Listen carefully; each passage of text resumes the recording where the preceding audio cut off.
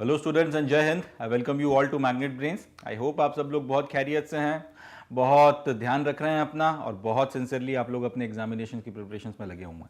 तो जैसा कि आप लोग जानते हैं, मैग्नेट ब्रेन्स एक ऐसा प्लेटफॉर्म है जहां पे क्लास 1 से लेकर क्लास 12 तक सारा एजुकेशन आपको फ्री ऑफ कॉस्ट प्रोवाइड कराया जाता है। सारे के का सारा जो सिलेबस है, सारे के सारे जो लेक्चर्स हैं, चाहे आप किसी भी बोर्ड से आते हों, चाहे आप किसी भी मीडियम से आते हों, आपको सारा का सारा जो कंटेंट है वो एकदम फ्री ऑफ कॉस्ट एक्सेस करने के लिए दिया जाता है।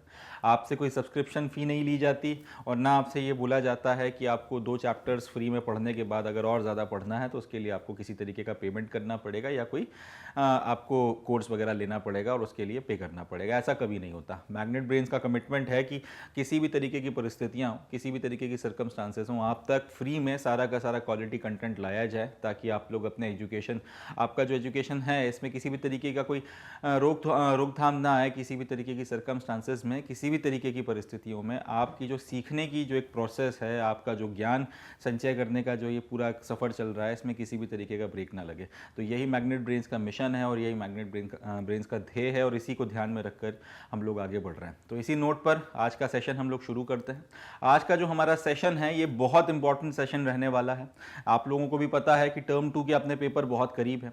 अब टर्म 2 का अपना जो ये सिलेबस है, टर्म 2 का अपना जो ये पेपर है जिसमें अपना एक सर्टेन सिलेबस आना था, जो हम लोगों ने पहले ही कवर कर लिया है, जिसके वीडियोस वगैरह सब अपलोड कर दिए हैं एंड आई एम श्योर कि आप लोगों ने देखे भी होंगे। इसमें हम लोगों ने नॉलेज तो गेन कर लिया। हमें पता है कि हमारे जो चैप्टर्स हैं उसमें क्या क्या आने वाला है, उसमें क्या है क्या नहीं है, किन चीज़ों का एनालिसिस किया गया है, कौन से टॉपिक ज़्यादा इंपॉर्टेंट हैं, कौन से टॉपिक्स पर थोड़ी ज़्यादा मेहनत करनी है, किसको हम लोग सरसरी निगाह से देख कर आगे बढ़ सकते हैं। सारी चीज़ें हम लोगों ने देख ली। उसके बाद में फिर हम लोगों ने ये भी देखा था कि जो CBSE ने सैम्पल पेपर आपका इशू किया है वो किस तरीके का है, उसका फॉर्मेट कैसा है, वो भी हम लोगों ने देखकर खत्म किया।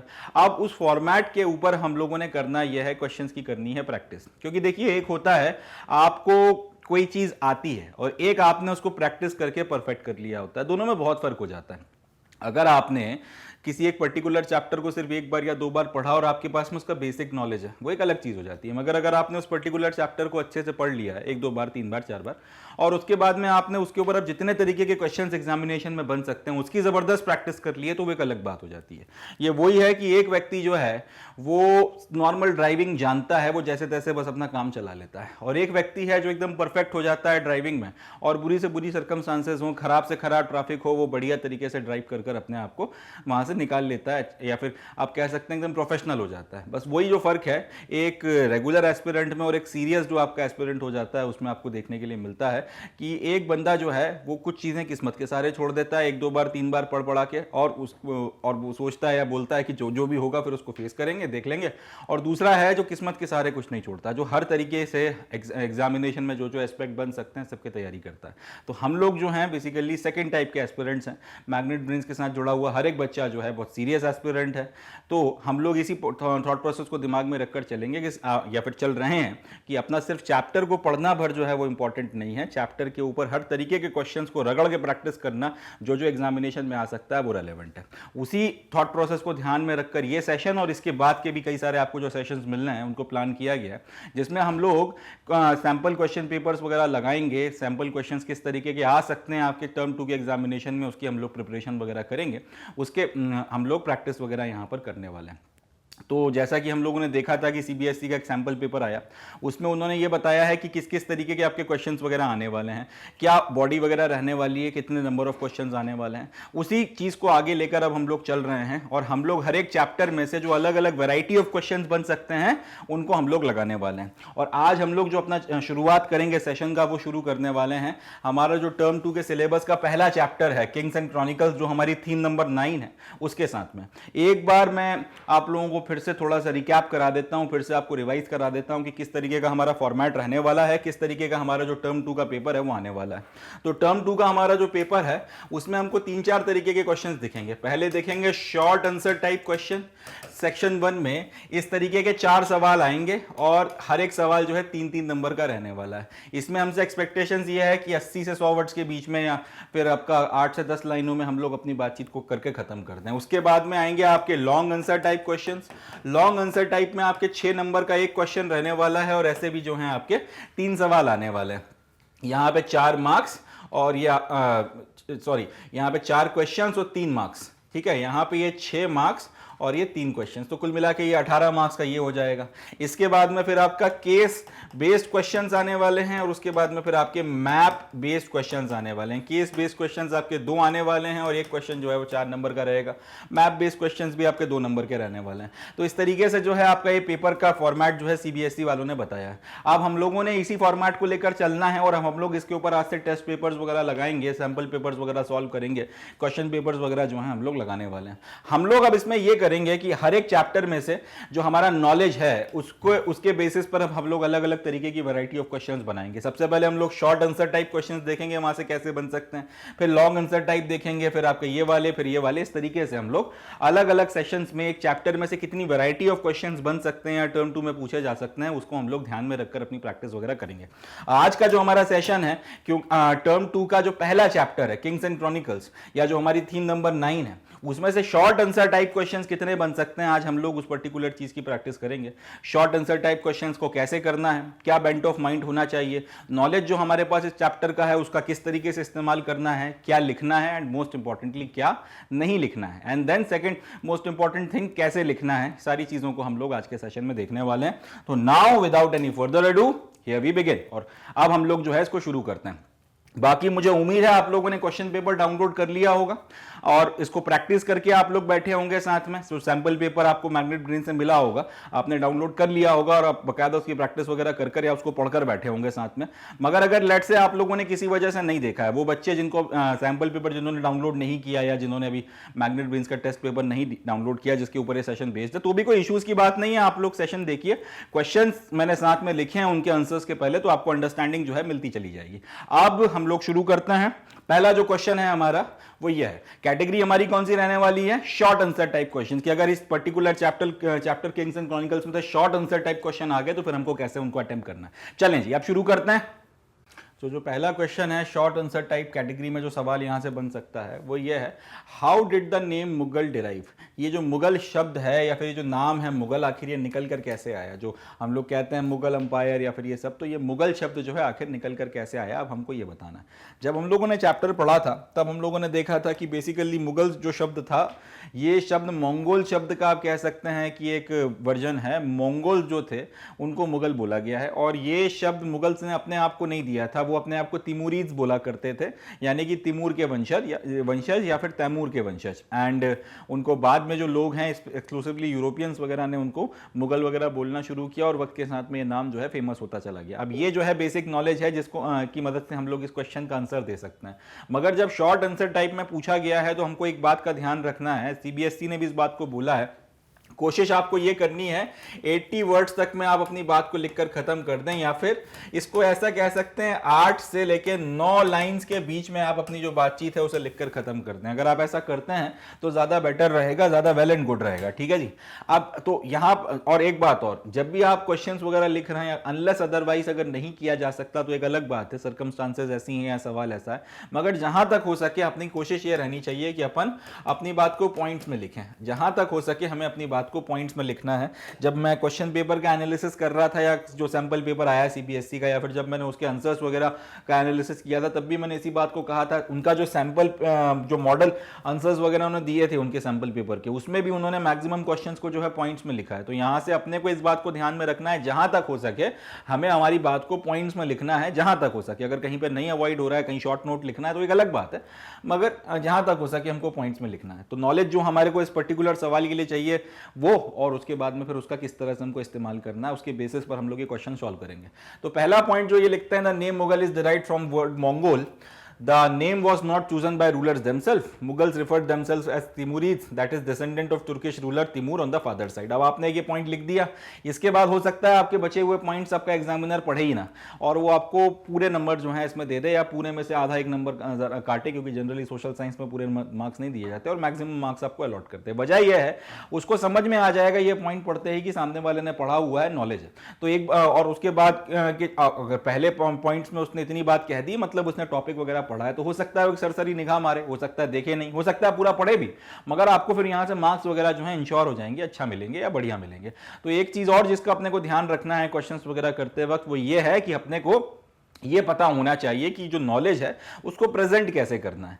ये इसका एक एग्जांपल लेते हैं, ज़्यादा अच्छे से आपको बात समझ में आएगी। आप बहुत बढ़िया खाना बनाते हैं, बहुत टेस्टी खाना बनाते हैं, मगर अगर आप उसको थाली में अच्छे से सजाएंगे नहीं, अगर वो देखने में अच्छा नहीं लगेगा, तो फिर डजेंट मैटर वो कितना टेस्टी है, सामने वाले की उसमें बहुत ज़्यादा रुचि नहीं जागेगी। तो इससे कोई फर्क नहीं पड़ता कि आपका नॉलेज कितना अच्छा है, इस बात से ये बात भी मैटर करती है कि आपका जो प्रेजेंटेशन है वो कितना अच्छा है। तो इस बात का भी अपने को ध्यान रखना है कि जब आप अपना आंसर लिख रहे हैं तो लिखते वक्त आपकी जो इंफॉर्मेशन है, आपका जो थॉट प्रोसेस है, वो इस तरह से होना चाहिए कि आपको अंदाजा होना चाहिए कि आपने सबसे इंपॉर्टेंट या सबसे जो रेलेवेंट इंफॉर्मेशन है वो शुरुआत में देनी है, और उसके बाद में most important to least important information की तरफ में आपको जाना है। तो वही चीज़ यहाँ पर इन्होंने करी। अब अगर पहला पॉइंट जो सबसे लास्ट वाला है वो यहाँ पे पहला लिख देते तो शायद ऐसा ना होता। अगर आप यहाँ से शुरू करोगे कि मुगल्स को जो है ये नाम यूरोपियंस ने ज़्यादा यूज़ किया और बाद में ये फेमस हो गया, और उसके बाद फिर बाकी पॉइंट लिखोगे तो मेरे हिसाब से ठीक नहीं रहेगा। आपको एक अंडरस्टैंडिंग होनी चाहिए कि कौन सा पॉइंट आपको कहां पर रखना है, आपकी इंफॉर्मेशन का सबसे इंपॉर्टेंट पार्ट आप कहां पर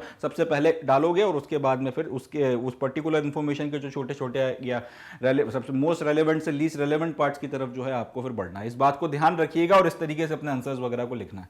तो ये आपने लिख दिया पहला पॉइंट। उसके बाद में The first Mughal ruler Babur was related to Genghis Khan from his mother's side. He spoke Turkish and referred Mongols disrespectfully as barbaric hordes. ये बात आपने लिख दी।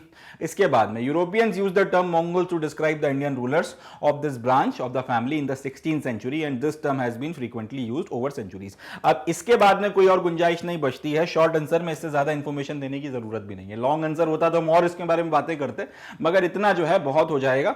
एंड इसमें अगर ये 3 नंबर का सवाल है तो फिर आप एक्सपेक्ट कर सकते हो कि एग्जामिनर्स 2.5 या 2.75 जो है मार्क्स तक आपको 2.75 जो मार्क्स है वो आपको देगा, या लगभग इतने इतने मार्क्स जो है वो आपको अलॉट करेगा। इस तरीके से मैक्सिमम मार्क्स जो हैं स्ट्रेच किए जा सकते हैं, मैक्सिमम मार्क्स जो हैं खींचे जा सकते हैं। तो इस बात का अपने को ध्यान रखना है, ये जब भी शॉर्ट टाइप क्वेश्चंस लिखने हैं सबसे पहले तो पॉइंट्स में लिखना है। दूसरा जो आपको बात ध्यान रखनी है वो ये है कि आपको जो इन्फॉर्मेशन देनी है मोस्ट इंपॉर्टेंट से लीस्ट इंपॉर्टेंट की तरफ में जाना है।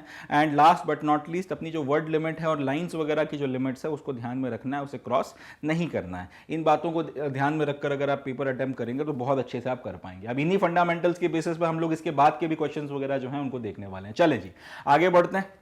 जो नेक्स्ट क्वेश्चन है, discuss about Akbar's interest in Persian language. Akbar का जो पर्शियन भाषा में इंटरेस्ट था या फारसी भाषा में जो इंटरेस्ट था उसको आप डिस्कस करिए। इसी को उल्टा करके बोला है, Akbar consciously made Persian the leading language of Mughal court, justify the statement. Akbar ने कॉन्शियसली जो पर्शियन भाषा थी, जो फारसी भाषा थी, इसको आपने मुगल कोर्ट की लीडिंग लैंग्वेज या ऑफिशियल लैंग्वेज बनाया। इस स्टेटमेंट को आपको जस्टिफाई करना है।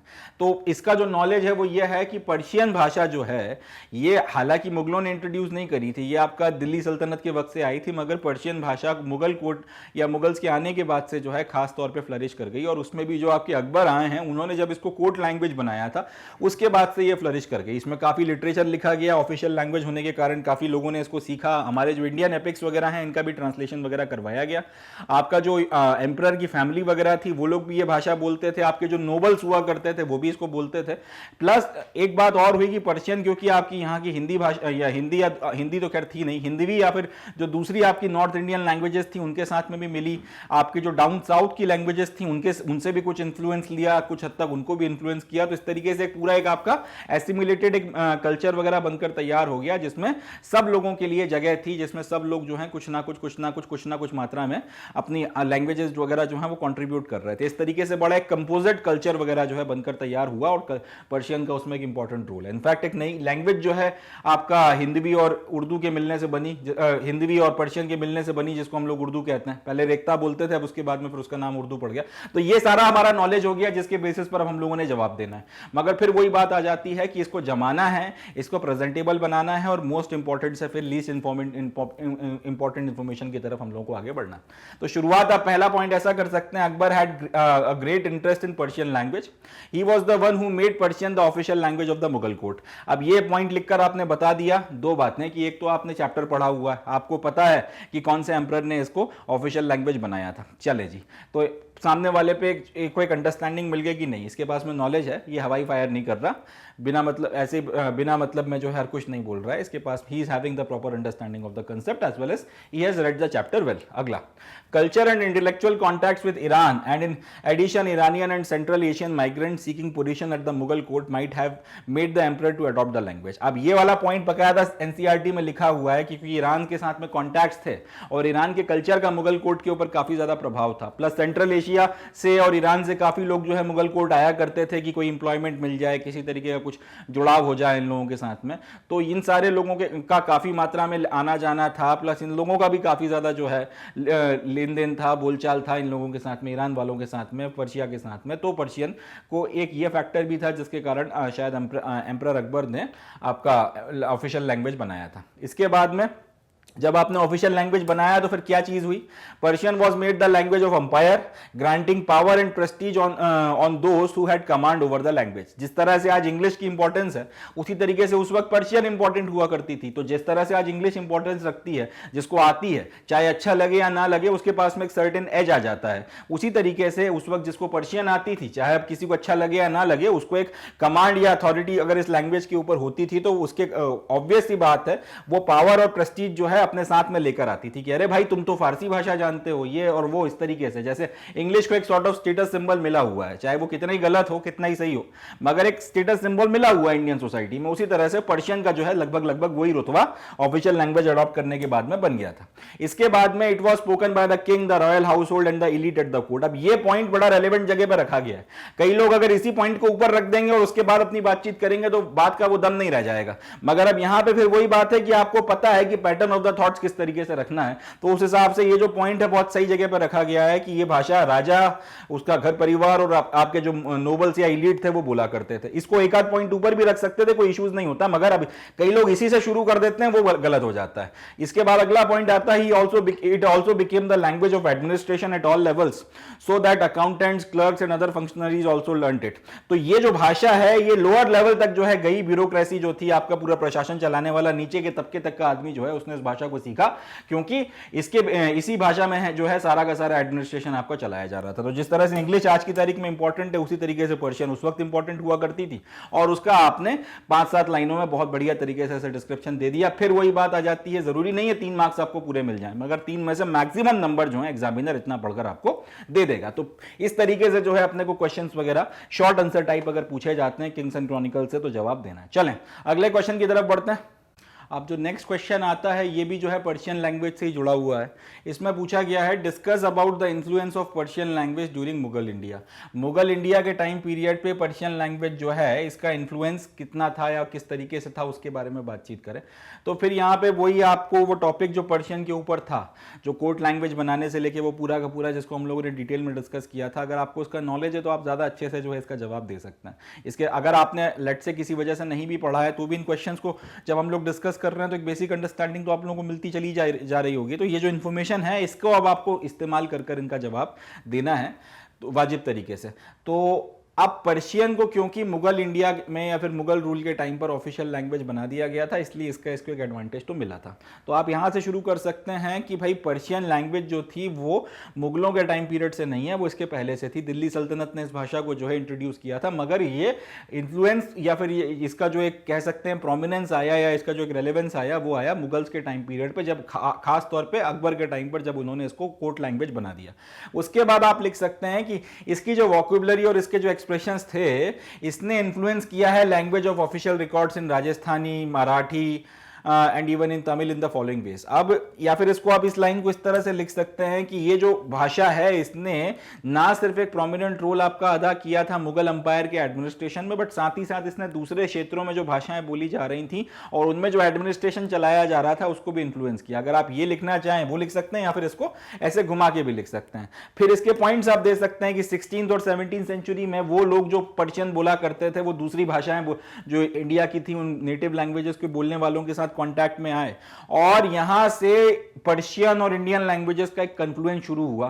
पर्शियन जो है वो इंडियनाइज होती गई, उसने हिंदुस्तानी भाषाओं के अलग अलग लोकल एक्सप्रेशंस और शब्दों को खूब सारी मात्रा में उन्होंने एब्जॉर्ब किया। बाकायदा एक नई लैंग्वेज जो है वो पर्शियन और उस वक्त जो प्रोमिनेंट भाषा नॉर्थ में बोली जा रही थी हिंदवी, उसके इंटरेक्शन के कारण निकल कर आई है।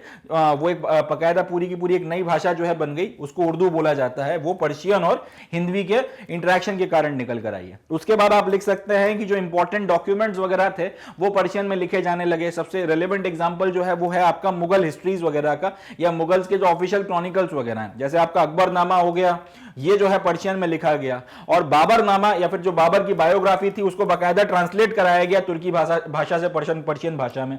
इसके बाद अकबर के बाद में आपका जो दूसरों के भी आपके बादशाह नामा वगैरह आया आपका शाहजहां के टाइम पीरियड पे, इनको भी पर्शियन लैंग्वेज में लिखा गया। इस तरीके से आप एक बात समझा सकते हैं कि ये लैंग्वेज इतनी इंपॉर्टेंट हो गई थी और इसमें रेलेवेंट डॉक्यूमेंट्स वगैरह लिखे जा रहे थे, और इस तरीके से कल्चरल लेवल पर भी इन्फ्लुएंस हो रहा था और लिटरेचर के लेवल पर भी जो है इन्फ्लुएंस आपको देखने को मिल रहा था।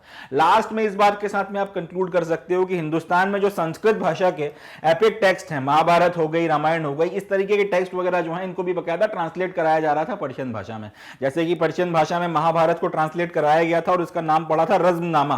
तो ये जो रज़्मनामा है या इस तरीके की जो चीजें हैं, ये जो अलग अलग किताबों के ट्रांसलेशंस वगैरह चल रहे हैं, इससे भी समझ में आता है कि ऐसे लोग भी मौजूद थे जो संस्कृत और पर्शियन भी जानते थे और आपस में इंटरचेंजेबली कई सारे जो आपके इंडियन एपिक्स हैं उनका ट्रांसलेशन वगैरह कर रहे हैं। तो फिर यहां से एक बात समझ में आती है कि ये भाषा जो है इंपॉर्टेंट हो गई थी, भाषा रेलेवेंट हो गई थी, और इस तरीके से उसने अलग अलग जो एस्पेक्ट्स हैं इंडियन कल्चर के खास तौर पर उन पर इन्फ्लुएंस डाला है, और आज तक जो है आपको इन्फ्लुएंस देखने के लिए इसका मिल रहा है। जो भाषा मैं अभी आपसे बात कर रहा हूं इसमें भी शायद फारसी भाषा के काफी सारे शब्द आ गए होंगे।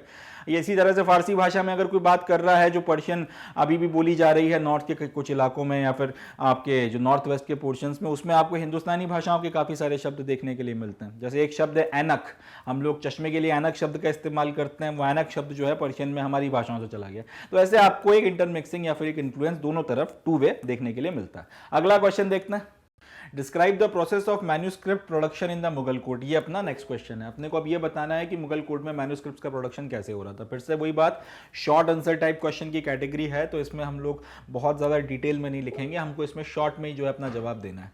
तो मैन्यूस्क्रिप्ट प्रोडक्शन वगैरह जो है इसको लेकर हम लोगों ने जो बातचीत करी थी, जो हमने पढ़ा था, तो हमें पता था कि मुगल्स के टाइम पीरियड में प्रिंटिंग प्रेस तो होती नहीं थी। एक किताब बनाना जो है बहुत लंबा चौड़ा काम होता था, लंबी चौड़ी प्रोसेस होती थी, और एक किताब की फिर कॉपी बनाना जिसको हम लोग मैन्यूस्क्रिप्ट बोलते थे और ज़्यादा तकलीफदायक बात होती थी, क्योंकि एक एक चीज़ आपको अपने हाथ से फिर से बनाना पड़ रही है, पूरी चीज़ें जो है उनको फिर से लिखना पड़ रहा है। उसके बाद में फिर उसमें फोटोग्राफ फिर से जैसे कि तैसे बनाना पड़ रहे हैं, पूरी की पूरी जिल्द और उसकी बाकी सारी चीज़ें जो हैं वो सब आपको तैयार करना पड़ रही हैं। तो जितना आसानी से आज की तारीख में किताब को छापा जा सकता है प्रिंटिंग प्रेस की मदद से बहुत जल्दी, उतना आसान उस वक्त नहीं हुआ करता था। एक किताब को बनाना अपने आप में एक बहुत एफर्ट वाला काम होता था, प्लस एक किताब बनने के बाद में बाकायदा एक एक्सपेंसिव या फिर एक लग्जरी आइटम भी समझा जाता था। तो वो सारी बातें हम लोगों ने कर रखी हैं कि किस तरह से वो किताब बनाई जाती थी। जहाँ पे बनाई जाती थी उसका नाम किताब खाना होता था। एक किताब को बनाने के लिए कई सारे लोग जो हैं वो लगाए जाते थे और बाकायदा एक पूरी की पूरी प्रोसेस हुआ करती थी।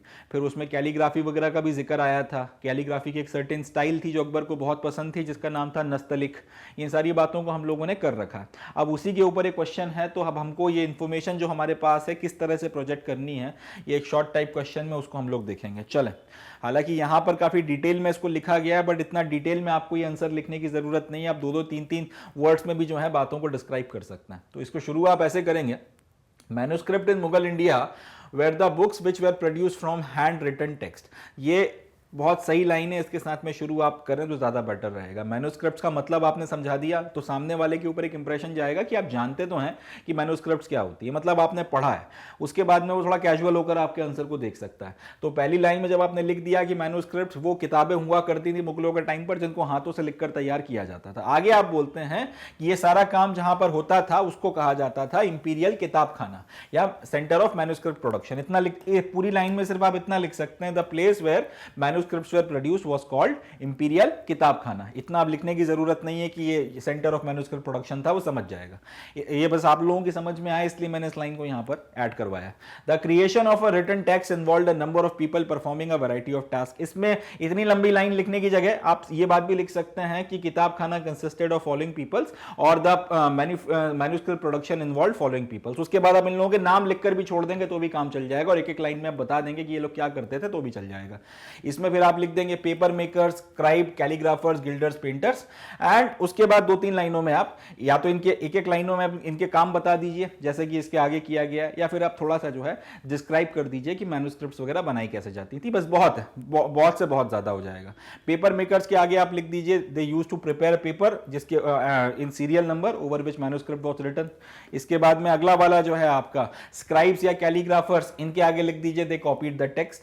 Guilders illuminated the page, and उसके बाद में पेंटर्स मेड द पेंटिंग्स और illustrated the scenes that were being described in the manuscripts. और उसके बाद में the finished manuscript was seen as a precious object, a very good example to show the power of its patrons और show the power of emperor who brought such a book to the existence। इस तरीके से आप जो है लिखकर खत्म कर सकते हैं। तो कई लोगों को लगेगा कि यहां पर ये जो है यहां से शुरू होके अपना यहां तक ये जा रहा है। अब ये मैंने आपको डिटेल में बताया है ताकि आप जो बच्चे ने अगर लेक्चर वगैरह नहीं भी देखा है, उसको नॉलेज नहीं तो उसको भी एक अंडरस्टैंडिंग मिल जाए, मगर इसको शॉर्ट में कर काफी छोटा कर लिखा जा सकता है, क्योंकि शॉर्ट आंसर टाइप है तो इतना अपने को डिटेल में लिखने की जरूरत नहीं है। बस बताने के लिए कि आप लोगों को अच्छे से समझ में आया, मैंने इसको थोड़ा डिटेल में लिखा है, मगर इसको कट शॉर्ट किया जा सकता है। मैन्युस्क्रिप्ट्स वाली लाइन आप पूरी पूरी उतार दीजिए, ये लिखने की जरूरत नहीं है। आप सिर्फ इतना लिखिए कि वो जगह जहां पर आपका manuscript manuscripts were produced at imperial kitabkhana, समझ जाएगा सामने वाला।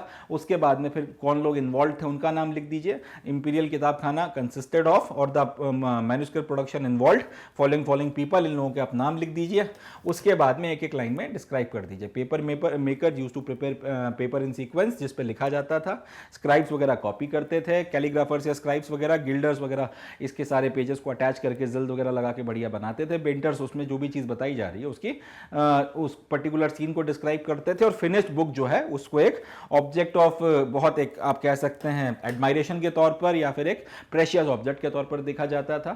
एम्परर की पावर वगैरह को प्रोजेक्ट करता था। ये सब भी अगर लिखना चाहें तो ठीक, नहीं तो कोई बात नहीं। इस तरीके से जो है आप शॉर्ट में ये जो शॉर्ट आंसर टाइप क्वेश्चन है इसको 8 मैक्स टू मैक्स 10 लाइनों के अंदर अंदर आप लिखकर खत्म कर सकते हैं। वेल एंड गुड है, इससे ज्यादा करने की इसमें जरूरत है भी नहीं। बाकी लॉन्ग आंसर टाइप में आ जाए और यही चीज आपसे पूछी जाए तो फिर आप इसको पूरा का पूरा जस का तस भी उतार देंगे तो भी बढ़िया है। इसमें और अगर 1-2 पॉइंट अपनी तरफ से ऐड करना चाहते हैं तो भी कोई इश्यूज नहीं। चले अगला देखते हैं। नेम द ऑथर ऑफ बादशाह नामा, डिस्क्राइब इट्स कंटेंट। अब हमको यहां पर यह पूछा गया है कि भाई बादशाह नामा किसने लिखी थी और उसके बाद में फिर हमको इसका कंटेंट बताना है। अब ये पूरा का पूरा जो है फैक्चुअल सवाल है। अगर आपने बादशाह नामा पढ़ रखी है या फिर बादशाह नामा के बारे में जो हमारा किंग्स एंड क्रॉनिकल्स का चैप्टर था उसको अगर आपने पढ़ रखा है, आपसे आसानी से इस क्वेश्चन का जवाब करते बन जाएगा। अगर नहीं पढ़ रखी है तो फिर इसमें आप अंधेरे में तीर चला के बहुत ज्यादा हासिल नहीं कर पाएंगे। तो यहां पर फिर वही बात आ जाती है, चैप्टर का जो नॉलेज है वो होना बहुत जरूरी है। इसके लिए 2 बातें होनी चाहिए। एक तो आपने मैग्नेट ब्रेन्स के वीडियोस सारे देखने हैं या फिर आपने एनसीईआरटी पढ़नी है। प्रेफरेबली अगर आप वीडियोस देखेंगे तो ज्यादा बेटर रहेगा उनको, क्योंकि इस तरह से शूट किया गया है कि इसके बाद में आपको फिर एनसीईआरटीज वगैरह देखने की जरूरत नहीं पड़ती। चले तो बादशाह नामा के बारे में बात करनी है। एक तो लिखा किसने और उसकी फिर कंटेंट के बारे में बात करनी है। पहली लाइन में आप लिख के बता दीजिए Abdul Hamid Lahori, a student of Abul Fazl was the author of Badshahnama, या फिर Badshahnama was written by Abdul Hamid Lahori who was a student of Abul Fazl. इस तरह से आप पहली लाइन शुरू कर सकते हैं। आप उसके आगे लिख सकते हैं Badshahnama was written on the lines of Akbarnama, यानी कि जिस तरह से अकबरनामा को लिखा गया था उसी स्टाइल को फॉलो करते हुए बादशाह नामा को जो है लिखा गया है। और ये शाहजहां की जो जिंदगी है, शाहजहां का जो रूल है, उसका जो टाइम पीरियड था उसको डिस्क्राइब करता है। फिर उसके बाद में आप जैसे हमने पढ़ रखा था कि इसको 10-10 साल के जो लूनर ईयर्स हैं उसको ध्यान में रखकर लिखा गया था, और वो या उसके 3 वॉल्यूम बने थे जिसमें 10-10 साल के जो लूनर ईयर्स का पीरियड है उसको डिस्क्राइब किया गया, जिसको दफ्तार बोला गया था। तो वही बात यहां पर फिर मेंशन करनी है कि बादशाह नामा जो है 3 वॉल्यूम्स में या 3 पार्ट्स में लिखी गई है, जिनको दफ्तार बोला जाता है, और हर एक दफ्तार में जो टाइम पीरियड है वो 10-10 लूनर ईयर्स का है। और उसके बाद में फिर ये भी अपन लोगों ने देखा था कि लाहौरी साहब ने तीनों जो दफ्तार या तीनों जो वॉल्यूम्स है वो लिखकर तैयार नहीं किए थे, उन्होंने सिर्फ 2 वॉल्यूम्स लिखे थे और उसके बाद जो तीसरा वॉल्यूम है वो किसी और ने लिखा था, क्योंकि इनकी उम्र हो गई थी तो वो कर नहीं पा रहे थे। वही सारी बातों को इसमें डिस्क्राइब किया गया है कि पहले जो 2 वॉल्यूम्स हैं या 2 दफ्तार हैं या एम्परर्स के या शाहजहां के जो रूल है उसके शुरुआती 2 डेकेड्स के, वो आपके लाहौरी साहब ने लिखे थे, उसके बाद का जो है किसी और ने लिखा है। ये लाइन नोट ऐड करना चाहे तो करना है, नहीं करना चाहे तो ना करें कि इन वॉल्यूम्स को बाद में आपका सदुल्ला खान नाम का जो शाहजहां का वजीर था उसने रिवाइज किया था। अगर आप इस लाइन को ऐड करना चाहते हैं कर दें, नहीं करना चाहते हैं कोई इश्यूज नहीं है। लास्ट लाइन मगर ये जरूर लिखिएगा कि जो तीसरा वॉल्यूम है बिकॉज ऑफ ओल्ड एज वो उसको नहीं लिख पाए, इतना लंबा कि फिजिकल और मेंटल वीकनेस और ये और वो, इसकी जगह आप एक लाइन में ये भी लिख सकते हो बिकॉज ऑफ ओल्ड एज वो इसको नहीं लिख पाए। तो इसको फिर बाद में एक दूसरे हिस्टोरियन वारिस ने जो है तीसरा दफ्तार लिखकर अपना खत्म किया था। इस तरीके से बादशाह नामा का जो डिस्क्रिप्शन है वो किसने लिखी थी और उसका कंटेंट क्या है वो सारी चीजें आपने जो है डिस्क्राइब कर दी। शॉर्ट आंसर टाइप में इससे ज्यादा लिखने की जरूरत नहीं है, इतना सारा जो कंटेंट है वो भी लिखने की जरूरत नहीं है, कट शॉर्ट कर आप बात को बहुत प्रिसाइज तरीके से जो है कह सकते हैं। चलें आगे बढ़ते हैं। अब जो नेक्स्ट क्वेश्चन है इसमें हमसे पूछा गया है, examine the idea of sulh e kul as the corner stone of Akbar's enlightened rule. ये सूल्ह कुल का जिक्र जो है वो अबुल फजल के डिस्क्रिप्शन के साथ में आया है। अबुल फजल ने आपका जो एम्परर अकबर थे उनका जो अंपायर था उसकी जो पीस की एब्सोल्यूट पीस की पॉलिसी है जिसके लिए शब्द इस्तेमाल किया था सूल्ह कुल, उसको बोला था कि ये सबसे इंपॉर्टेंट पार्ट है आपके अकबर की जो पॉलिसी है उसका, या फिर अकबर का जो रूल है उसका, या फिर इस तरह से कह सकते हैं अकबर की जो पूरी की पूरा जो एनलाइटेंड रूल चल रहा है उसका जो कॉर्नर स्टोन है वो आपका सूल्ह कुल है। इस तरीके से इन्होंने इसको डिस्क्राइब किया था।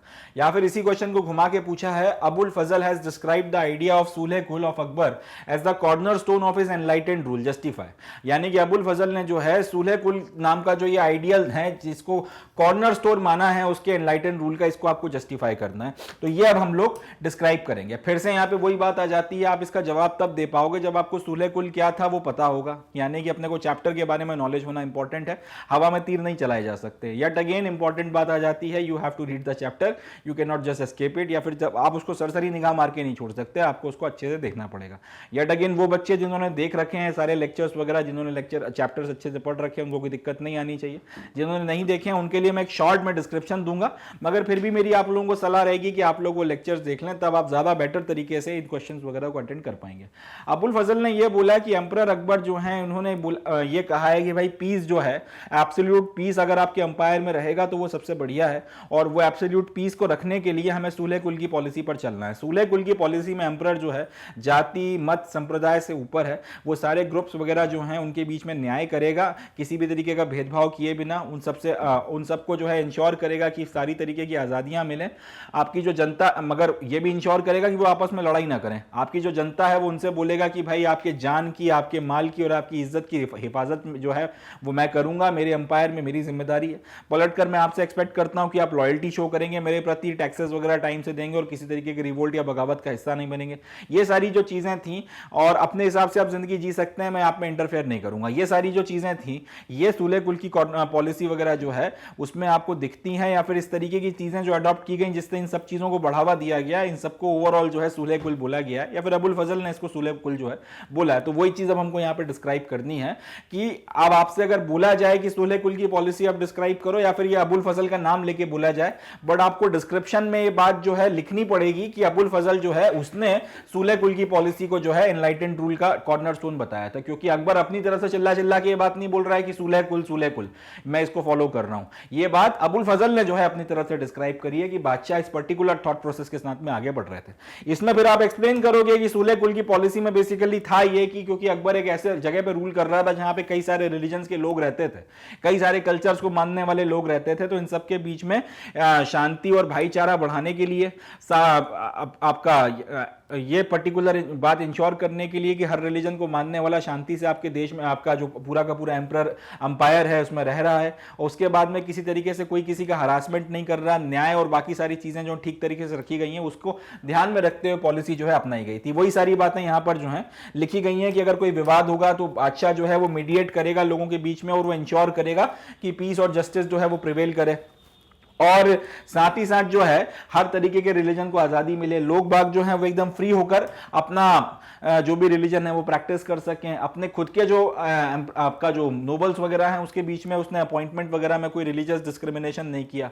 आपकी जो लॉयल्टी है एम्परर के प्रति उसको उन्होंने सबसे इंपॉर्टेंट चीज माना है। जब आपने ये किसी भी तरीके का अगर आप प्रिविलेज वगैरह या पोस्ट वगैरह या अपॉइंटमेंट वगैरह दे रहे हो, तो यहां से ये बात समझ में आती है कि किन बातों का जो है ध्यान वगैरह यहां पर रखा गया था, किन बातों को जो है ध्यान में रखकर आगे बढ़ा गया था। इस तरीके से आप सूले कुल की पॉलिसी के ऊपर जो है अपना डिस्क्रिप्शन वगैरह लिखकर खत्म कर सकते हैं। अगला देखते हैं, describe briefly how the emperor began his day at the balcony and at Diwan-e आम।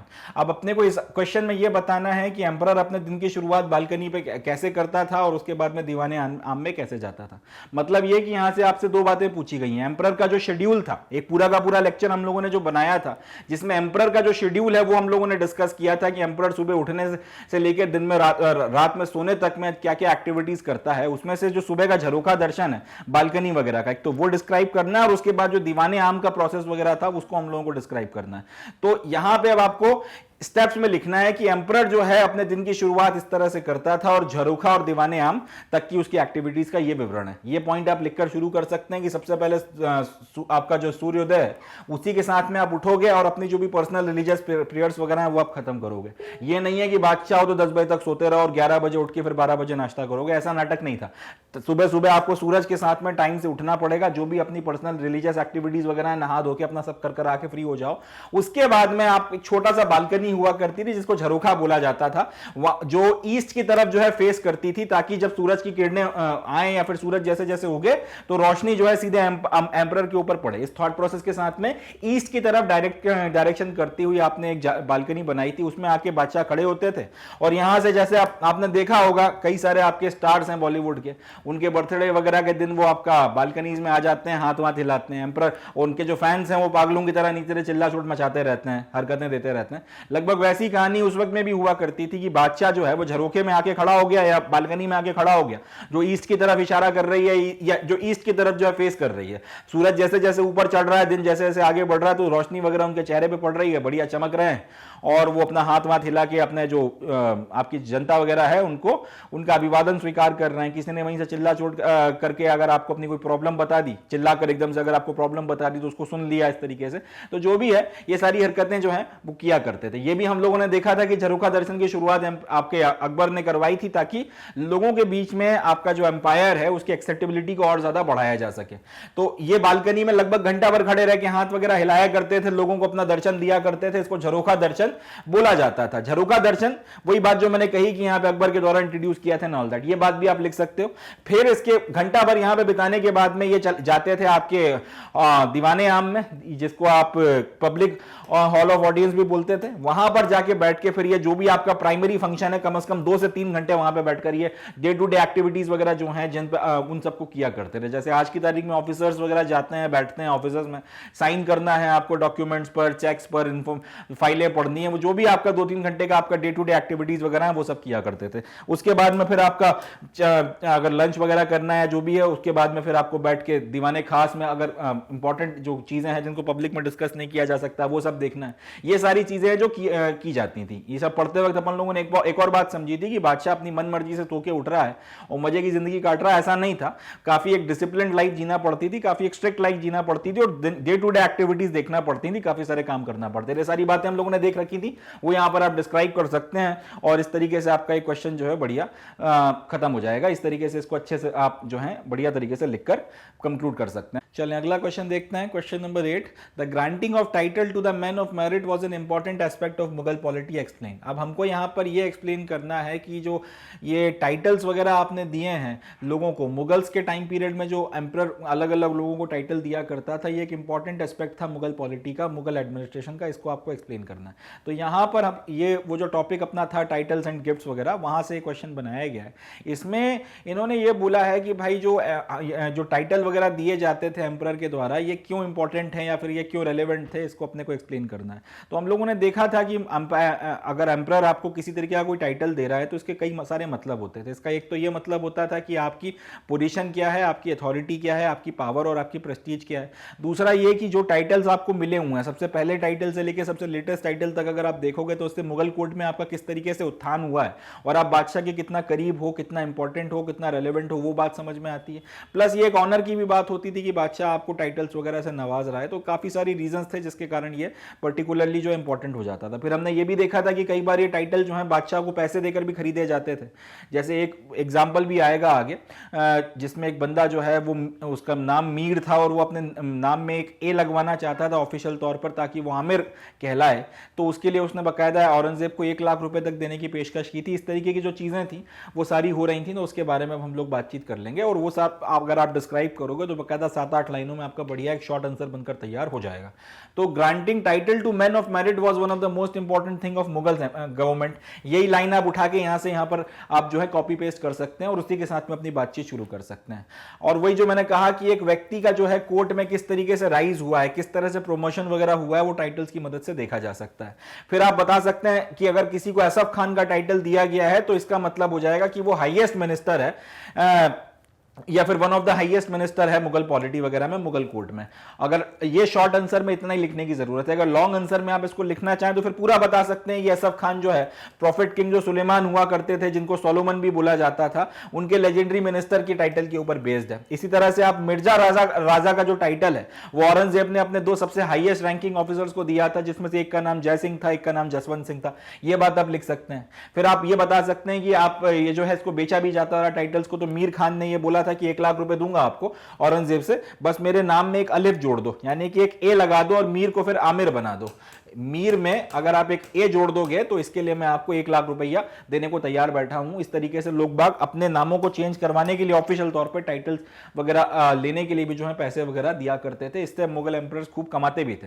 तो ये सारी चीजें अगर आप डिस्क्राइब करोगे इसकी मदद से एक अच्छा आंसर अपना बनकर तैयार हो जाता है और इसको अगर आप लिखोगे तो अच्छे मार्क्स वगैरह आपको मिलने के चांसेस वगैरह बनते हैं। चलें अगला क्वेश्चन देखते हैं। नेक्स्ट जो क्वेश्चन है वो पूछा गया है, discuss about the classification and gradation among wifes in Mughal household. अब हमको यहाँ पे ये बताना है कि जो बादशाह का अपना पर्सनल हाउस होल्ड है, मुगल हाउस होल्ड, जिसमें आपकी जो वाइफ्स वगैरह वो काफ़ी सारे रखते थे, एक तो इनका क्लासिफिकेशन कैसे था और इनके फिर ग्रेडेशन या इनकी कैटेगराइजेशन किस तरीके से थे, इसके बारे में अपने को बातचीत करना है। अब यहाँ पे भी फिर से आपको पता होना चाहिए मुगल हाउस होल्ड के बारे में। अपन ने पूरा का पूरा एक लेक्चर जो है इसके ऊपर डाला है, तो अगर आप वो देखोगे तो उससे आपको एक अंडरस्टैंडिंग मिल जाएगी कि मुगल हाउस होल्ड वगैरह जो है किस तरीके से फंक्शन करता था और किस तरीके से उसमें कैटेगराइजेशन था। तो आप लिख सकते हैं कि मुगल हाउस होल्ड की जो क्लासिफिकेशन है कुछ इस तरीके से किया गया है। इसमें 3 तरीके की जो है वाइफ की कैटेगरी हुआ करती थी। पहली होती थी बेगम्स, दूसरी होती थी आगाज और तीसरी होती थी आगाचास। इस तरह से आपने लिख दिया the wifes were classified in Mughal household in 3 categories, begums, aghas और अगाचास। उसके बाद आप एक एक 2-2 लाइनों में तीनों का एक्सप्लेन कर दीजिए कि बेगम्स कौन हुआ करती थी, जो एरिस्टोक्रेटिक या तो किसी दूसरे बादशाह या राजा की बेटी होती थी या फिर किसी बड़े नोबल्स की बेटी वगैरह होती थी जिनको ब्याहकर राजा लाते थे, उनको बेगम्स की कैटेगरी में रखा जाता था। ये हाईएस्ट रैंकिंग होती थी वाइफ्स में और इनको जो है काफी सारा पैसा और बाकी सारी चीजें वगैरह गिफ्ट वगैरह के तौर पर मिलती थी, जिसको मेहर बोला जाता था जब शादियां हुआ करती थी। इसके बाद दूसरी आपकी बेगम दूसरी जो वाइफ्स की कैटेगरी आ जाती थी जिसको आगाज बोला जाता था। इसके बारे में आप लिख सकते थे ये वो महिलाएं होती थी, ये वो वाइफ्स होती थी जो आपका नोबल्स नहीं होती थी बाय बर्थ, जो आप मतलब किसी अमीर राजा की बेटी नहीं है या किसी राजे रजवाड़े से वो नहीं आती हैं या फिर किसी नोबल की बेटी नहीं है, और उनकी जो हम्बल बिगनिंग्स हैं अगर वो जो है उनको आप आगाज बोलते थे। तीसरी जो कैटेगरी आती थी जिनको आगाचास बोला जाता था वो आपकी कॉन्क्यूबाइंस वगैरह हुआ करती थी। एंड सबसे लोएस्ट लेवल जो था ये उस पर्टिकुलर कैटेगरी में आती थी। इतना लिखने के बाद में आप ये लिख सकते हैं, depending upon the rank and the importance, इनको भाई जो मंथली सैलरीज वगैरह मिला करती थी और बाकी सारी चीजें भी जो है दी जाती थी। और लास्ट बात ये कि कोई जो बेगम है वो डिपेंडिंग अपॉन की, या फिर कोई जो वाइफ है वो डिपेंडिंग अपॉन की एम्परर की कितनी फेवरेट है या फिर उसने उसको सन्स वगैरह दिए हैं या नहीं दिए, उसके बेसिस पर वो कई बार जो है आपकी जो आगा या आगाचाज है वो आपका राइज करते करते बेगम्स की कैटेगरी तक भी पहुंच सकती है। इस तरीके से जो है आप इसको डिस्क्राइब कर सकते हैं। इस तरीके से इसको शॉर्ट में 7 से 8 लाइनों में लिखकर अपना खत्म किया जा सकता है। चलें अगला देखते हैं। डिस्क्राइब हाउ हुमायूं नामा of Gulbadan Begum gives us glimpses of the Mughal imperial house hold. तो इसमें अब हमको यह बताना है कि जो किताब है हुमायूं नामा, जिसको गुलबदन बेगम ने लिखा था, जो अकबर की बुआ थी, उन्होंने ये जो लिखा है हुमायूं नामा, ये हमको मुगल इंपीरियर हाउस होल्ड के बारे में आखिर क्या बताता है। तो सबसे पहले तो हुमायूं नामा के बारे में एक दो लाइनें लिखना पड़ेंगी कि हुमायूं नामा को गुलबदन बेगम ने लिखा था on the request of emperor Akbar. And ये जो है हमको मुगल डोमेस्टिक वर्ल्ड के बारे में काफी सारी बातें बताता है। फिर आप गुलबदन बेगम के बारे में एक लाइन लिख सकते हैं कि ये बाबर की डॉटर थी, हुमायूं की जो है बहन थी, और अकबर की जो है बुआ या फिर ऑन्ट थी, और ये तुर्किश और पर्शियन भाषा में फ्लुएंट थी। ये एनसीईआरटी में लाइन नहीं मिलेगी, तो अगर आप ये लिख देते हैं तो ठीक है, नहीं भी लिखते हैं तो भी चलेगा। ये लाइन आपको कई दूसरी जगहों से मिल जाएगी, बट एनसीईआरटी में इसका जिक्र ऐसा नहीं आता। तो तुर्किश और पर्शियन में फ्लुएंट थी, अगर आप लिखना चाहें तो लिख सकते हैं, नहीं भी लिखना चाहें तो कोई बात नहीं है। मगर ये लॉजिक लगाकर लिखा जा सकता है कि आपका जो ये जो बाबर की जो पूरी की पूरी किताब वगैरह है, ये तुर्की में थी और इसको फिर आपने पर्शियन में ट्रांसलेट कराने में मदद करी है, मतलब आपको इन भाषाओं का ज्ञान तो होना चाहिए। उसके बेसिस पर आप चाहो तो ये लाइन ऐड कर सकते हो, नहीं लिखना चाहो तो कोई इश्यूज नहीं है, इसके बिना आपका काम चल जाएगा। फिर वही बात कि इनको जो है अपॉइंट किया गया था अबुल फजल की मदद करने के लिए, कि उनके टाइम पीरियड, अकबर के टाइम पीरियड के पहले तक का जो भी हिसाब किताब है वो भी उसके बारे में जो है आप कुछ बताइए, ताकि अबुल फजल उसके बेसिस पर उसका भी डिस्क्रिप्शन अकबरनामा में कर सके। तो उसमें भी इन्होंने मदद करी थी। अब इंपॉर्टेंट बात आ जाती है कि या फिर आप ये लिखना चाहो तो ऐड करो, नहीं लिखना चाहो तो मत ऐड करो, कोई इश्यूज नहीं है, क्योंकि आप अपन यहां पे कहीं ना कहीं डेविएट कर रहे हैं जो बात पूछी गई है उससे। तो अगर आप ये लाइन लिखना चाहें गुलबदन बेगम के बारे में तो इसको सबसे लास्ट में लिखिएगा, या फिर इसको चाहें तो छोड़ भी सकते हैं। ये paragraph long answer type question में आप इसको डालेंगे तो ज्यादा ठीक रहेगा, कि अकबर ने इनको बोला था कि आप अबुल फजल की मदद करिए, आपका जो मेरी जो बायोग्राफी वगैरह लिखी जा रही है उसके पहले का जो स्लॉट वगैरह रहा है टाइम पीरियड का, उसको डिस्क्राइब करने के लिए। उसके बाद आप इंपॉर्टेंट बात लिखिए कि गुलबदन बेगम ने हमको ये सिर्फ मुगल एम्परर के प्रेस में बातें नहीं लिखी हैं, उन्होंने हमको मुगल हाउस होल्ड में किस तरीके के कॉन्फ्लिक्ट चलते थे, किस तरीके की टेंशंस थी, किस तरीके का पावर प्ले हुआ करता था बादशाह और आपके जो राजकुमार हैं उनके बीच में, इन लोगों के बीच में किस तरीके की सर्कमस्टांसेस बनी हुई थी, ये सब भी आप बताते हैं, इसके बारे में भी डिस्क्रिप्शन दिया। और उसके बाद कई बार ये बात भी बताई गई है कि कई बार जो आपकी जो हाउस होल्ड की जो एल्डर लेडीज हुआ करती थी, वो बादशाह और उनके शहजादों के बीच में जो कई बार आपका विवाद बन जाते थे, उनको सुलझाने में भी मदद करती थी। इस तरीके से आप एक शॉर्ट क्वेश्चन जो है इसका, या जो इसका एक शॉर्ट आंसर है 7-8 लाइनों में बना के तैयार कर सकते हैं। ये आप तब लिखिए जब आपको डिस्क्राइब करना हो गुलबदन बेगम के बारे में अगर पूछा गया है, मगर क्योंकि यहाँ पे बात उनके कंटेंट के ऊपर हो रही है इसलिए इसको लिखा गया। ये पैराग्राफ डालने का पॉइंट ये है कि इस तरीके से आप कंटेंट वगैरह जो है जोड़ सकते हैं, कंटेंट वगैरह बना सकते हैं। वो बच्चे जिन्होंने लेक्चर्स नहीं देखे उनको भी एक अंडरस्टैंडिंग मिल जाए, थोड़ा सा उनके पास में भी नॉलेज आ जाए, ताकि इसके ऊपर फिर वो क्वेश्चन वगैरह फ्रेम कर सकें, लॉन्ग या शॉर्ट जैसा भी आता है। इसलिए मैंने इस पॉइंट को ऐड किया। बट एज सच अगर क्वेश्चन आप लिख रहे हो तो उसमें आप इसको स्किप कर सकते हो। चलें आगे बढ़ते हैं। नेक्स्ट क्वेश्चन, और ये काफ़ी इंपॉर्टेंट क्वेश्चन है, ये शॉर्ट में भी पूछा जा सकता है, लॉन्ग में भी आ सकता है। ये रेलेवेंट क्वेश्चन है, इसमें से ये एग्जाम में आने के चांसेस बहुत ज़्यादा हैं, किसी ना किसी फॉर्म में ये आपसे पूछा जा सकता है, इसलिए इसको थोड़ा सा हम लोग डिटेल में देखेंगे। What were the distinctive features of the Mughal nobility, Mughal nobility के सबसे डिस्टिंक्टिव फीचर्स क्या हैं, या तो हमको ये बताना है, इसी को घुमा के पूछा जा सकता है। One important pillar of Mughal administration was the nobility justify, यानी कि आपको कुल मिला के ऑफिसर कैडर के बारे में या नोबिलिटी के बारे में, जो नोबल थे उनके बारे में अंदाजा होना चाहिए, उनके बारे में नॉलेज होना चाहिए। हमने डिटेल में डिस्कस किया भी था, तो उन्हीं के सारे पॉइंट्स को जो हम लोगों ने वहां पर पढ़े थे हम लोग यहां पर लिख देंगे कि मुगल नोबिलिटी जो है वो पूरे के पूरे एडमिनिस्ट्रेशन का सबसे इंपॉर्टेंट पिलर था, क्योंकि जो भी वेरियस डायमेंशंस थे, वेरियस इंस्टीट्यूशंस थे मुगल पॉलिटी के, इनको आपकी नोबिलिटी के द्वारा या फिर आपके ऑफिसर कैडर के द्वारा चलाया जाता था, और ये ऑफिसर कैडर जो है नोबिलिटी से बनता था। अब इसके डिस्टिंक्टिव फीचर्स आप लिखना शुरू कर सकते हैं कि इसमें ग्रुप ऑफ ऑफिसर्स हुआ करते थे जो अलग अलग एडमिनिस्ट्रेशन संभालते थे, पहला पॉइंट।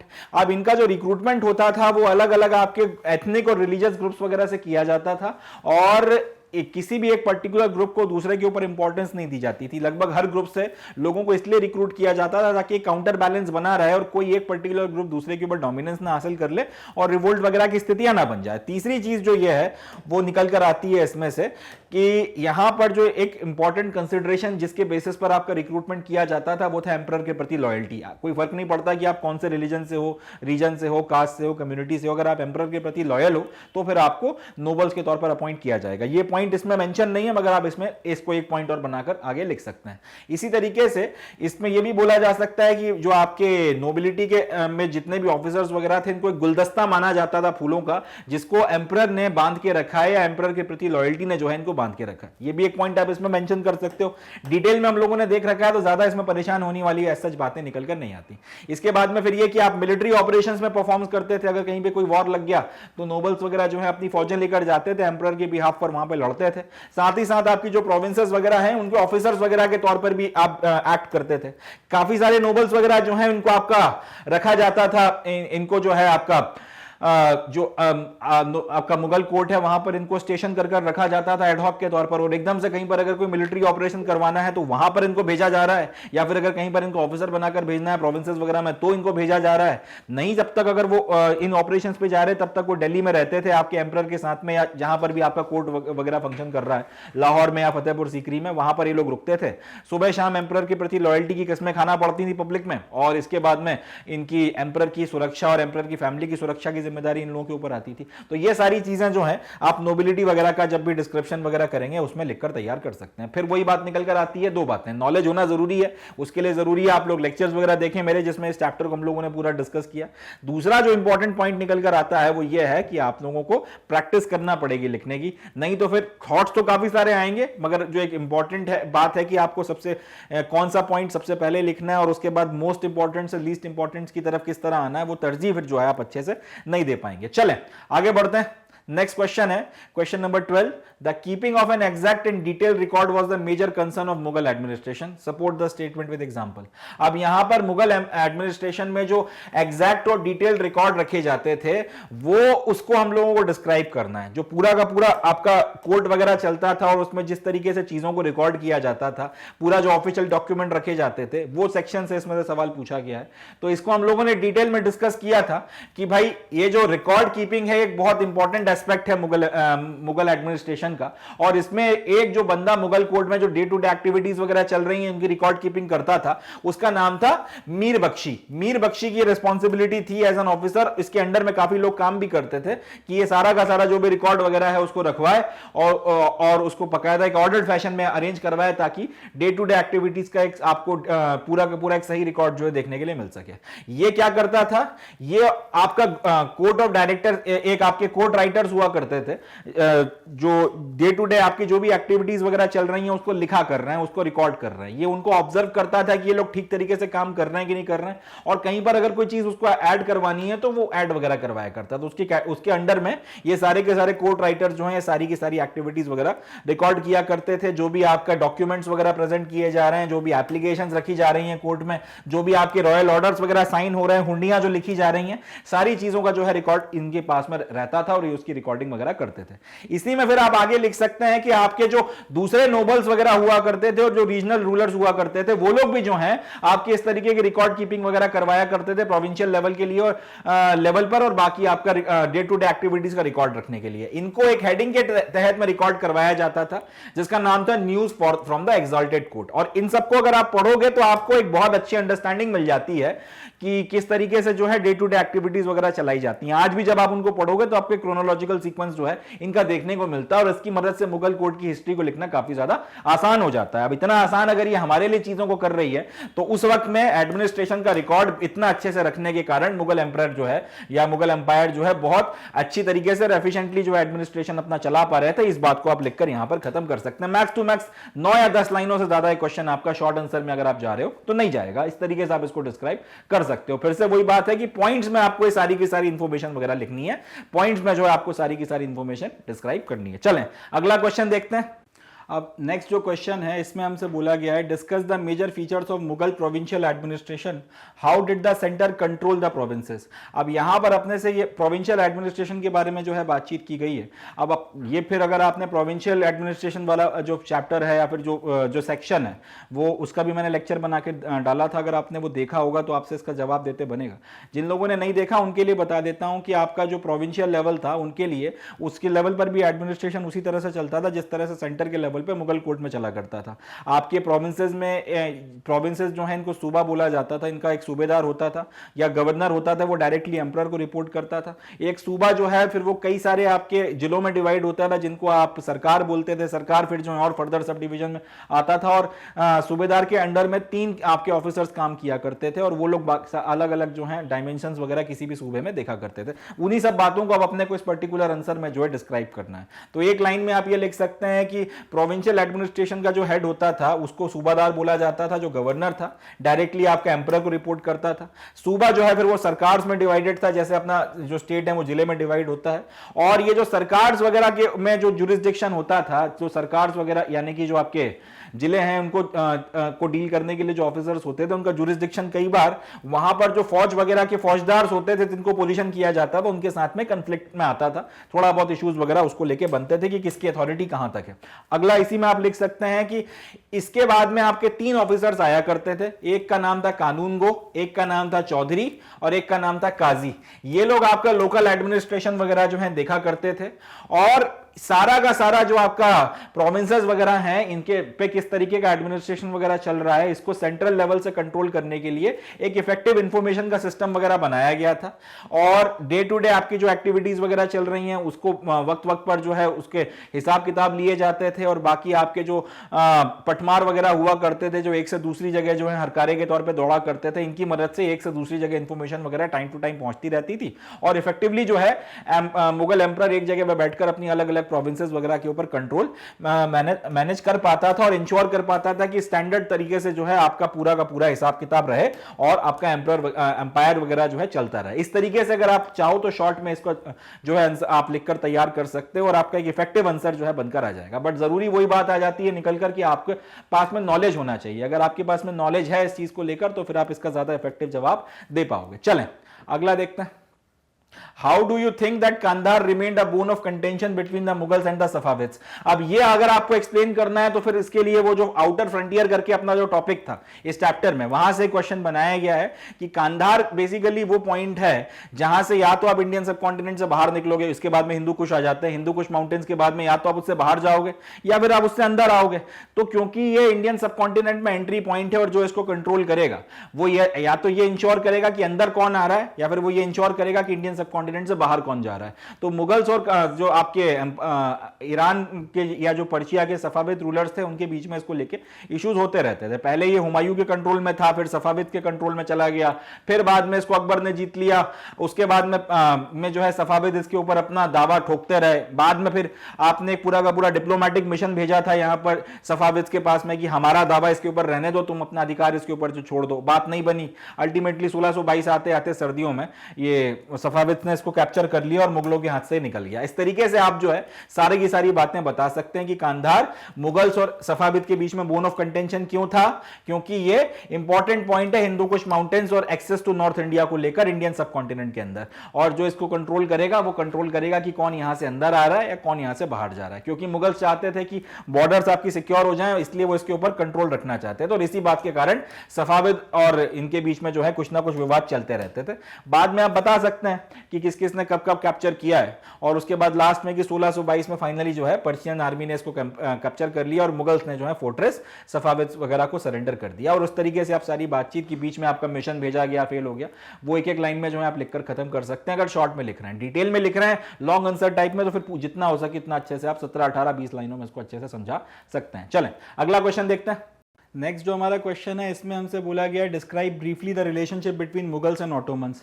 अब क्योंकि अगर ये क्वेश्चन शॉर्ट में आएगा तो फिर इतना डिटेल में आपको लिखने की जरूरत नहीं है जितना यहां पर डिस्कस किया गया है, मगर आपको बहुत शॉर्ट पॉइंट्स में जो है डिस्क्राइब करना पड़ेगा कि मुगल्स और ऑटोमन्स के बीच में जो रिलेशनशिप थे वो 2 बातों को लेकर चलते थे। एक तो आपका जो पिलग्रिमेज वगैरह वहां पे हो रहा है, जो आपकी होली सिटीज वगैरह है मक्का और मदीना और वो सारे इलाकों में, वहां पर जो पिलग्रिमेज वगैरह हो रहा है, एक तो वहां आने जाने से जो मुगल अंपायर के सब्जेक्ट्स हैं उनको ना रोका जाए, प्लस ट्रेड वगैरह जो है ठीक ठाक तरीके से होता रहे। तो उन्होंने रिलीजन और ट्रेड को मिलाकर एक पॉलिसी अपनी शुरू करी थी, और जो आपके पोर्ट्स वगैरह हुआ करते थे यहां पर ये काफी सारी चीजें भेजा करते थे कॉमर्स में, और जो आपके रेड सी के जो 2 पोर्ट्स वगैरह हैं, एडन का और मोखा का, और यहां पे फिर जो भी सामान वगैरह भेजा करते थे महंगा महंगा, उसको बेचकर जो भी पैसा वगैरह मिलता था उसको वहां जो आपकी होली श्राइन्स वगैरह हैं वहां पर उन पर्टिकुलर श्राइन्स के रख रखाव के लिए, चैरिटी के लिए, वहां रहने वाले लोगों के लिए फिर वो उसको डिस्ट्रीब्यूट कर दिया करते थे। इस तरीके से इनका ऑटोमन्स और मुगल्स का जो है रूल वगैरह चल रहा था। मगर जब औरंगजेब को पता चला कि यहां पर जो सामान भेजा जाता है और इसमें फिर करप्शन वगैरह होता है और काफी सारा पैसा वगैरह वहां पहुंच ही नहीं रहा जहां पे पहुंचना चाहिए, तो फिर उसने ये जो सामान वगैरह को बेच के वहां पे जो कमाई होती थी जिसको फिर वो मक्का मदीना में जो है खर्च करवाया करते थे चैरिटी में, और बाकी सारा जो इलाका था वहां पे उसको फिर उन्होंने इंडिया में ही जो है डिस्ट्रीब्यूट करवाना शुरू करवा दिया। इतना लिखकर आप खत्म कर दें, अगर डिटेल में लिखने के लिए आता है तो फिर आप उसमें कई सारी बातें और ऐड करेंगे, बट फिर वो बात की बात है। उसके बाद उसके बारे में हम लोग जो नेक्स्ट सेशन रहेगा हमारा डिटेल क्वेश्चन वगैरह का उसमें डिस्कस करने वाले हैं। चलें अगला देखते हैं। Discuss about Akbar's quest for religious knowledge.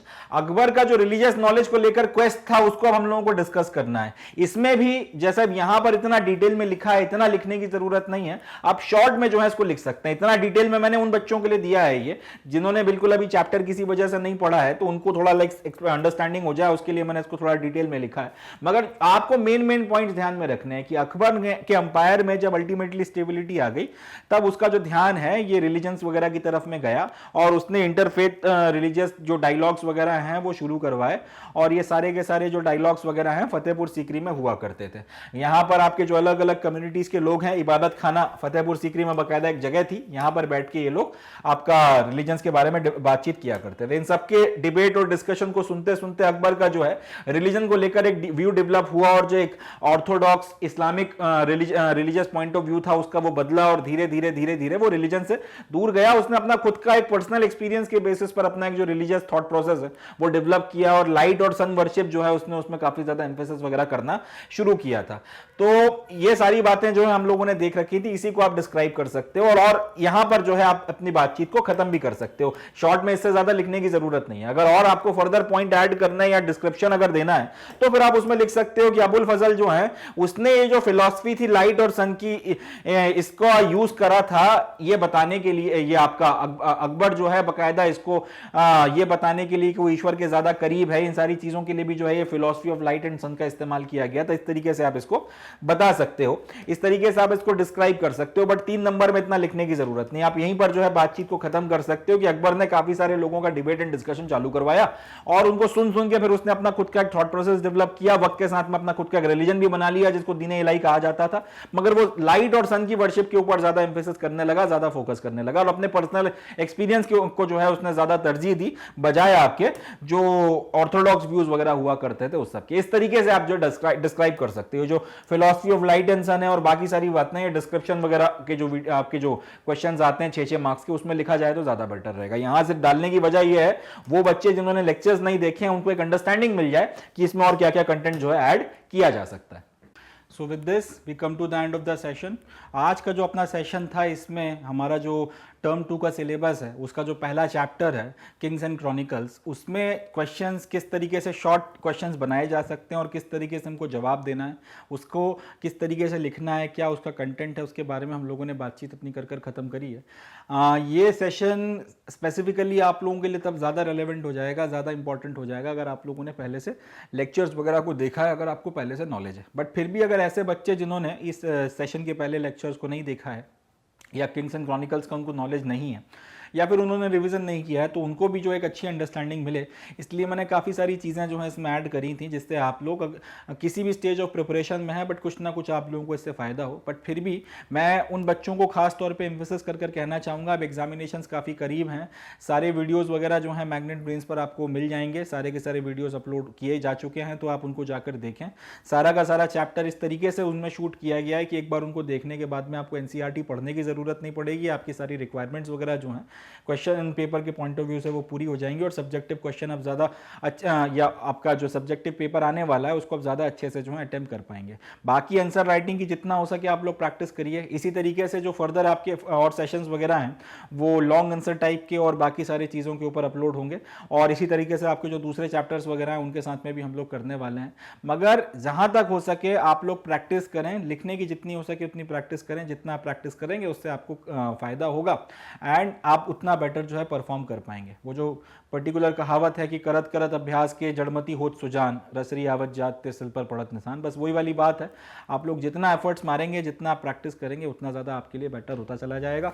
और ये जो क्वेश्चंस वगैरह के जवाब मैंने आप लोगों के साथ शेयर किए हैं, आप बहुत अच्छे इनसे बहुत ज़्यादा बढ़िया तरीके के आंसर्स वगैरह लिख पाएंगे, एग्जामिनर को इंप्रेस कर पाएंगे और मैक्सिमम से मैक्सिमम मार्क्स गेन कर पाएंगे। ये ना सिर्फ मेरा आप लोगों पे भरोसा है बट मेरा विश्वास है कि आप लोग ये कर लेंगे। और तो इसी नोट पर हम लोग अपना ये जो सेशन है इसको यहाँ पर ख़त्म करते हैं। नेक्स्ट जो सेशन रहेगा इस चैप्टर में से लॉन्ग आंसर टाइप क्वेश्चंस कैसे बन सकते हैं वो हम लोग देखेंगे। समाप्त करने के पहले मैं आप लोगों को बताना चाहूँगा कि सारे वीडियोज़ वगैरह जो हैं आपको मिल जाएंगे मैग्नेट ब्रेन्स के। साथ ही साथ हमारी जो हिंदी मीडियम की वेबसाइट है वो भी हिंदी मीडियम का जो चैनल है वो भी लॉन्च हुआ है, तो उस पर भी आप जाइए, उस पर भी देखिए। आपको सारा का सारा एजुकेशन जो है फ्री ऑफ कॉस्ट मिलेगा। तो जिस भी मीडियम से आप आते हो, इंग्लिश मीडियम से, हिंदी मीडियम से, किसी भी सब्जेक्ट का आपको पढ़ना हो, किसी भी क्लास का आपको पढ़ना हो, सारा का सारा कंटेंट मैग्नेट ब्रेन्स पे एकदम फ्री ऑफ कॉस्ट अवेलेबल है। तो इसका फ़ायदा उठाइए, जितना हो सके उतना नॉलेज गेन करिए, अपने एग्जामिनेशंस की बढ़िया तैयारी करिए, अच्छा स्कोर करिए, ज़िंदगी में कुछ बढ़िया करिए और देश की तरक्की में कुछ ना कुछ अपनी तरफ से कंट्रीब्यूट करिए। इसी नोट पे I am calling it the day and concluding the lecture. मिलते हैं नेक्स्ट सेशन में जिसमें हम लोग लॉन्ग आंसर टाइप के जो क्वेश्चंस वगैरह हैं उनको कैसे डील करना है उसकी बातचीत हम लोग करेंगे। चलिए मिलते हैं नेक्स्ट सेशन में। थैंक यू, जय हिंद।